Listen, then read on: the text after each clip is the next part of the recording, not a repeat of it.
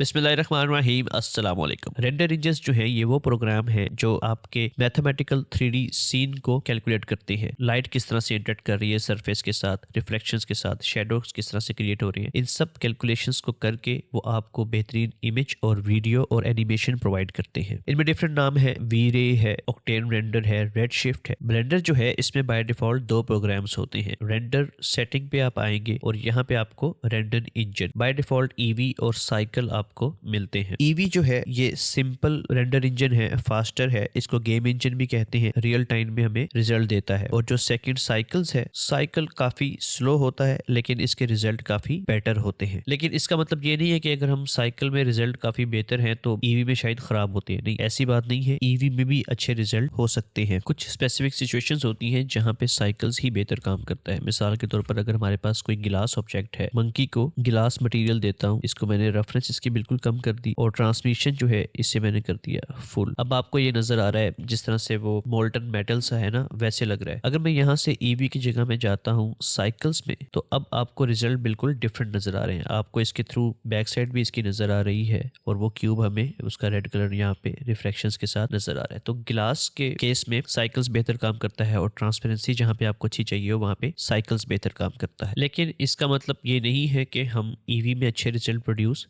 नहीं कर सकते। अगर ग्लास ऑब्जेक्ट को हम चाहते हैं कि ईवी में ही अच्छे रिजल्ट आ जाए तो उसके लिए हमारे पास जो सबसे पहले ऑप्शन है वो तो ये है कि हम रे ट्रेसिंग, जो यहाँ पे रेंडर है, रे ट्रेसिंग, इसे चेक कर देंगे। ये आपने हर केस में करना है, बेशक गिलास हो या कोई भी हो, आपने रे ट्रेसिंग ऑन कर देना है। और नेक्स्ट जो है मटीरियल सेटिंग पे आके यहाँ पे आपने जाना है रे ट्रेस्ड ट्रांसमिशन, इसे आपने चेक कर देना है। जैसे ही आप चेक करेंगे तो आपको वो बैकग्राउंड से ऑब्जेक्ट आपका नजर आना शुरू हो जाएगा। और उसके बाद आपने जो ये थिकनेस है इस सफियर की जगह स्लैब पे लेके आना है, आपका जो ग्लास ऑब्जेक्ट है वो मिल जाएगा। अभी यहाँ पे लाइट थोड़ी है इस वजह से वैसे रिजल्ट हमें नजर नहीं आ रहे। और एक और ईवी में सेटिंग है वो ये है कि अक्सर हम जो पहले ब्लूम ऐड करते थे, मिसाल के तौर पर अगर ये मेरे पास क्यूब है और इस पे हमारे पास एमिशन है, रेड कलर में ही कर देता हूँ, तो ये ब्लूम नहीं कर रही, लाइट उस तरह से उसमें नजर नहीं आ रही। पहले होता था। मैं आपको दिखाता हूँ कि इस 4.3 में हम उसको कैसे करेंगे। उसके लिए हमारे पास जो कंपोजिटर है ये बाय डिफॉल्ट डिसेबल होता है। कंपोजिटिंग होती है रेंडर के बाद हम करते हैं, पहले हम इमेज रेंडर करते हैं, उसके बाद हम कंपोजिटिंग में जाते हैं और यहाँ पे हम नोड्स को यूज करके डिफरेंट कंपोजिशंस हैं जो आगे जाके देखेंगे फ्यूचर में, लेकिन हम उसे लाइव चेक नहीं कर सकते। उसके लिए हम यहाँ पे कंपोजिटर को ऑलवेज करेंगे और यहाँ पे हम ले लेंगे कंपोजिटर विंडो और यहाँ पे हम यूज नोड करेंगे। अब जो भी हम यहाँ पे नोड ऐड करेंगे उसका इफेक्ट रियल टाइम पे नजर आ जाएगा। शिफ्ट ए मैंने प्रेस किया और यहाँ पे हमने लिखा ग्लेयर,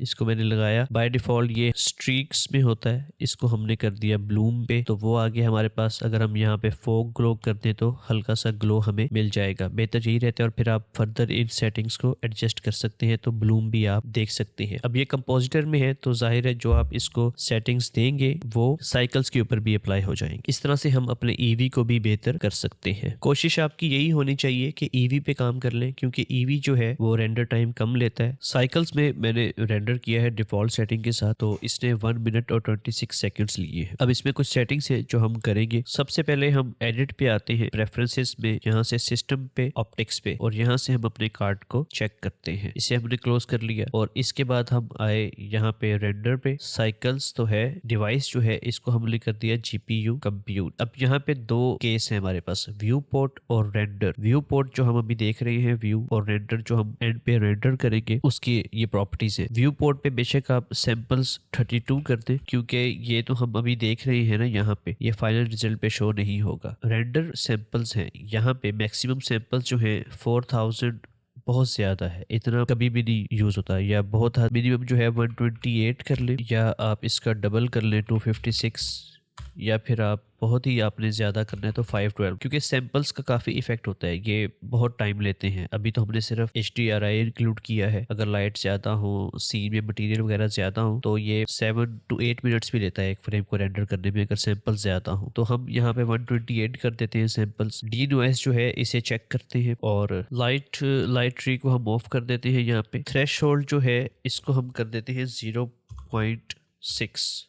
0.5 से लेके 0.1 के दरमियान में कर लें कुछ भी। लाइट पाथ आप 8 कर दें टोटल जो है, और उसके बाद यहाँ पे हम बाकी सब हम नॉर्मल, ये परफॉर्मेंस में जो है इसे हम ऑटो डिटेक्ट करते हैं, और जो ये यूज टाइलिंग है ये टाइल टू टाइल रेंडर करेगा। इसको हम कर देते हैं बाय डिफॉल्ट 2256 कर देते हैं। जितना छोटा होगा उतनी कम मेमोरी लेगा, साइज 1x1 का साइज होता है, बॉक्सेस के अंदर उसको रेंडर करेगा। और ये है फाइनल रेंडर। इसे हम करेंगे परसिस्टेंट डाटा। इससे ये होता है कि ब्लेंडर बार बार कैलकुलेट नहीं करता कि मटेरियल्स को दोबारा से कैलकुलेट करे, लाइट को दोबारा से कैलकुलेट करे, बल्कि वो एक दफ़ा बस उसको पता चल जाता है कि अच्छा इतने ऑब्जेक्ट्स है, इतने मटेरियल है और इतना टेक्सचर है, एक दफ़ा उसे कैलकुलेट कर लेता है, बार बार उसे लोड नहीं करता। उसके बाद आउटपुट प्रॉपर्टीज़ में आपके पास है रेजोल्यूशन। ये अपने हिसाब से आप सेट कर सकते हैं। अगर स्क्वायर में चाहते हैं तो वो भी आप कर सकते हैं। हमने यहाँ पे HD किया हुआ है। अगर आप 4K करना चाहते हैं तो इसको सिंपल मल्टीप्लाई बाय 2 कर दें, और इसी तरह इसको भी मल्टीप्लाई बाय 2 कर दें,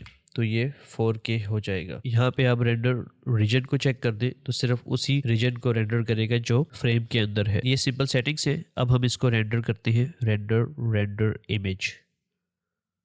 अब वो टाइल के थ्रू रेंडर कर रहा है, और ये उसने हमें फाइनल रिजल्ट दे दिया। और ये देखिए बिल्कुल 7 सेकंड्स में उसने ये काम किया है। इसे भी मैं सेव कर लेता हूँ। हमारे पास 1 है और ये हमारे पास सेकंड है। आपको जो डिफरेंस है वो ज्यादा नजर नहीं आ रहा होगा। अगर हम इन दोनों को कंपेयर कर लें आपस में तो आपको ये इस तरह से नजर आ रहा है। अब कौन सा 1 था कौन सा सेकंड था, इतना आपको डिफरेंस पता नहीं लग रहा होगा। डिफॉल्ट सेटिंग में साइकिल्स में टाइम लिया था 1 मिनट एंड 26 सेकेंड्स, और अब जो हमने न्यू सेकंड्स में लिया है उसमें उसने सिर्फ और सिर्फ 7 सेकंड्स में रेंडर करके दिया है हमें। तो ये हमने देख लिया कि साइकिल्स को किस तरह से फास्ट कर सकते हैं और ईवी को किस तरह से बेहतर कर सकते हैं।